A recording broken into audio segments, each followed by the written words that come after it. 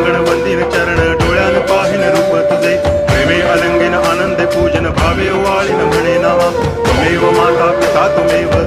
बंधुश्च सखा त्वमेव विद्या तरुणं त्वमेव सर्वं मम देव कायेन वाचा मनसेन्द्रियैर्वा बुद्ध्यात्मना वा प्रकृति स्वभाव करोमि यद्यत् सकलं परस्मै नारायणायति समर्पयामि अच्युतं केशवं रामनारायणं कृष्णदामोदरं वासुदेवं हरि गिरिधरं माधवं गोपिकावल्लभं जानकीनायकं रामचन्द्रं